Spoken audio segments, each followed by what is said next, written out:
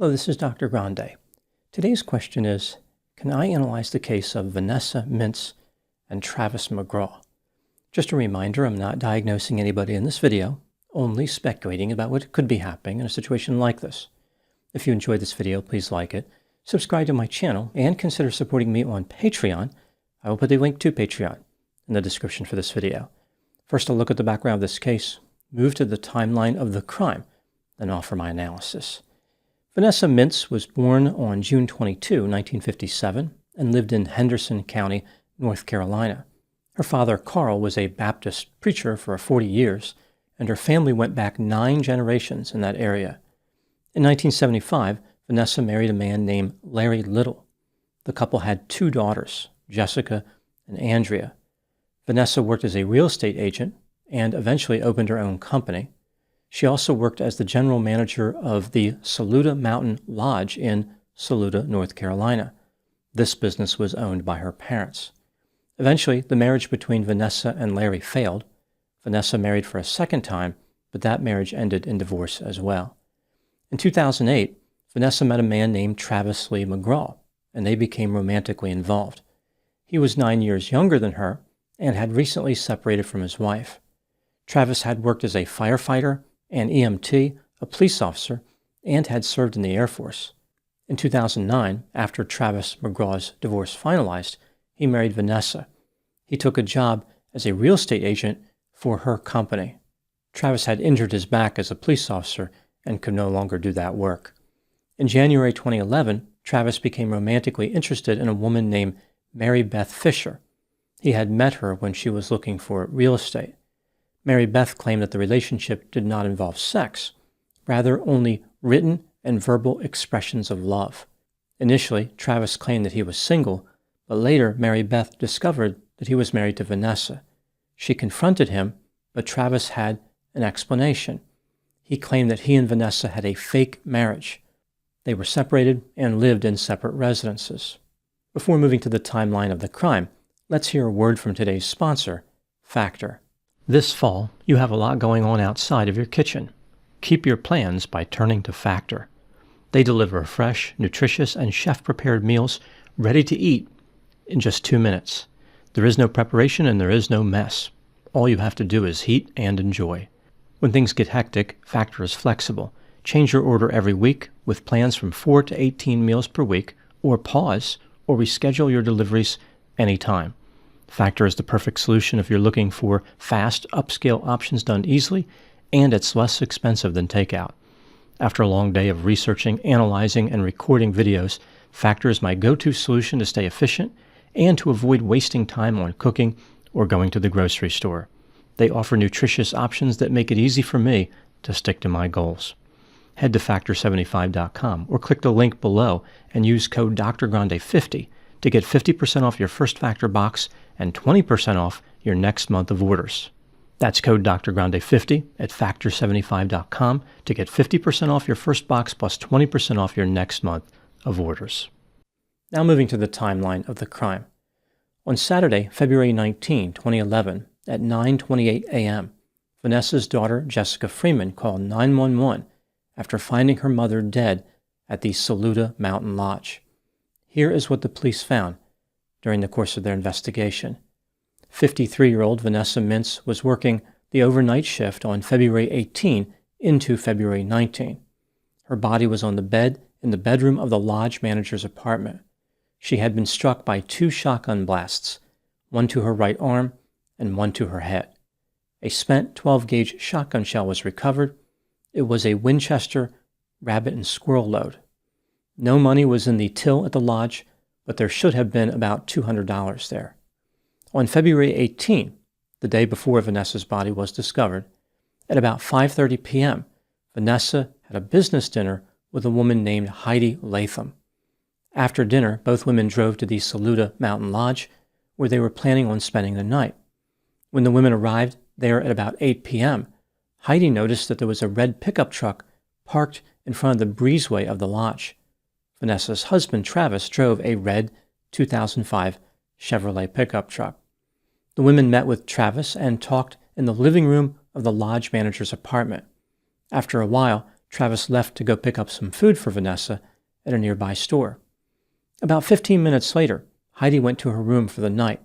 On her way, she noticed that the red pickup truck was no longer parked in front of the breezeway. This is consistent with the idea that Travis did in fact leave the lodge. During the early morning hours of February 19, Heidi was awakened by loud noises. She described them as two whooshing sounds, which occurred just over 1 minute apart. She attempted to get back to sleep, but could not. About 30 to 45 minutes later, she decided to leave. While she was walking to her vehicle, she noticed that the red pickup truck was once again parked in front of the breezeway. At 9 p.m., Vanessa's daughter, Jessica Freeman, arrived at the lodge. She noticed that a few things were out of the ordinary. For instance, the office blinds were drawn, the closed sign was still in the office window, and the door to the office was partially open. She entered the lodge manager's apartment and made her way to the bedroom. This is when she discovered her mother covered in blood and called 911. Travis arrived at the lodge later that morning after the police were already there. He told them that he had left the lodge at 9:30 p.m. the night before and was 12 miles away at his home with his son Taylor all night. Vanessa was working alone at the lodge. Travis allowed the police to search his pickup truck. The police found several firearms, magazines, and ammunition, including 12-gauge shotgun shells. One shell was found in a door compartment. It was a Winchester 12-gauge rabbit and squirrel load, just like the spent shell found near Vanessa's body. Travis allowed the police to take additional weapons from his home, including a Mossberg 500A 12-gauge pump-action shotgun. Later, a firearm expert determined that the shotgun shell from the murder scene had been fired by this Mossberg shotgun. The police learned that Travis was romantically interested in Mary Beth Fisher. Mary Beth said that on Thursday, February 17, 2011, 2 days before the murder, Travis was visiting her at her house. During this visit, she discovered a text message from Vanessa on his phone. It contained the word love, which made Mary Beth furious. She told Travis to get out of her house. Later, Mary Beth sent a text message to Travis stating, quote, "I don't know who she is. If you want to be with her, then be with her. But make that choice on who you want to be with exclusively," unquote. In addition, Mary Beth indicated that she wanted her answer on Sunday, and Travis was not to speak to her until then. Vanessa was killed on Saturday, 1 day before the deadline set by Mary Beth. On July 25, 2011, 5 months after the murder, Travis was arrested and charged with first-degree murder. 13 months later, he was released on a $750,000 bond. The state offered him a plea bargain. He could plead guilty to second-degree murder and only spend 16 to 20 years in prison. It was an incredible deal considering the evidence against him. Travis accepted the deal on March 3, 2014, but then changed his mind 18 days later on March 21. He wanted to take his case to trial, which is exactly what happened in May 2014. Travis testified on his own behalf. One key piece of evidence against him was the spent shotgun shell found at the scene of the murder. The shell was fired from his Mossberg shotgun. Travis had an explanation for why the shotgun shell was there. He said that on February 18, he was shooting his Mossberg shotgun near the Asheville airport. He picked up the spent shells and placed them in the pockets of his pants.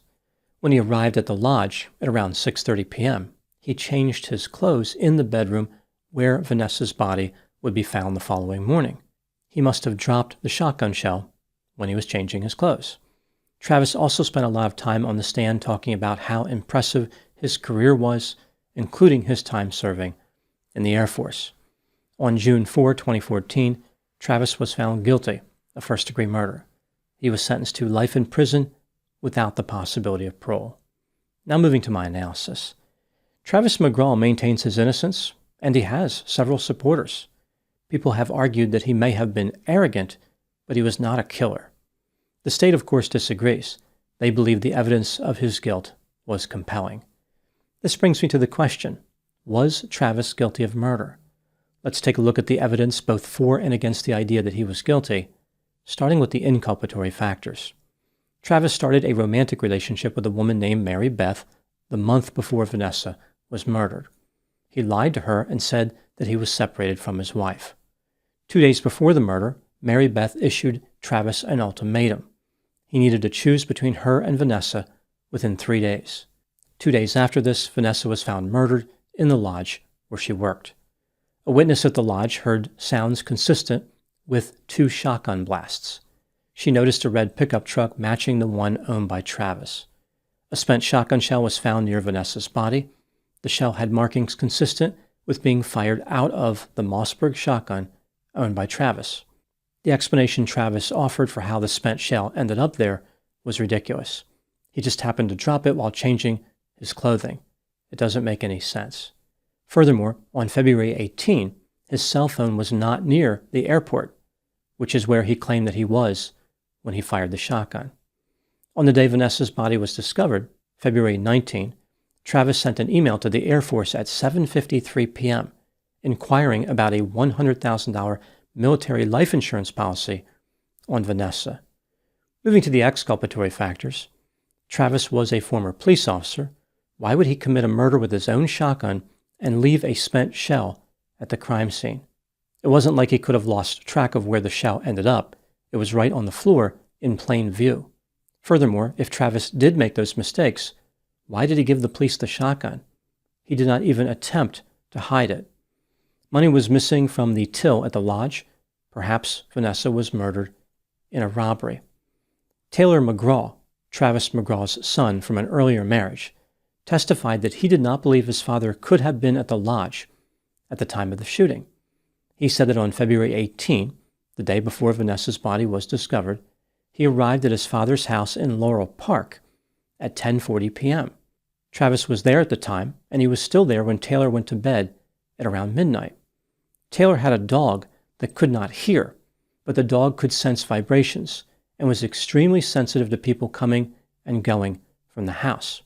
Taylor said that Travis could not have left or the dog would have detected the behavior and barked. When considering all the evidence in this case, do I think that Travis was guilty of murder? Yes, he is guilty beyond a reasonable doubt. What do I think happened in this case? This is just a theory, my opinion. Travis McGraw was self-centered, impulsive, irresponsible, grandiose, arrogant, excitement-seeking, overconfident, manipulative, deceptive, cold, callous, possessed superficial charm, falsely believed he was special, and had a sense of entitlement. After he started an emotional affair with Mary Beth Fisher, he wanted the relationship to become sexual. When she forced him to decide between her and Vanessa, Travis used a shotgun to solidify his choice. The crime was not well thought out, but Travis was desperate to satisfy Mary Beth's timeline. After Travis was arrested, he sent several letters to Mary Beth from jail. In the letters, he apologized for lying to her, expressed his love for her, and mentioned things which Mary Beth referred to as sexual and nasty. Despite his situation, Travis had big plans for the future. He asked Mary Beth to wait for him. When he was released from jail, he was going to be rich. Presumably, he was referring to the $100,000 life insurance policy on Vanessa. Travis had a long history of service. Again, he had been a firefighter, EMT, police officer, and had served in the Air Force. The state offered him an incredible plea deal with a maximum prison sentence of 20 years, which Travis accepted. As he thought about his decision, he became increasingly dissatisfied with the plea bargain. Desperate to get back to Mary Beth, he decided to take his chances at trial. He believed his service would be viewed as overwhelmingly positive by the jury and somehow negate all the evidence against him. His confidence may have been bolstered by his romantic successes. Travis was irresistible and charming. Furthermore, he assumed the members of the jury were gullible, and he could deceive them with his ridiculous explanation for the shotgun shell. Travis had it all figured out, but his calculations were inaccurate. He overestimated the effectiveness of a defense which relied on a vibration-sensing dog and a spent shotgun shell which spontaneously leapt out of his pants. Those are my thoughts on the case of Vanessa Mintz and Travis McGraw. Please put any opinions and thoughts in the comment section. They consistently generate an interesting dialogue. As always, I hope you found my analysis of this topic to be informative. Thanks for watching.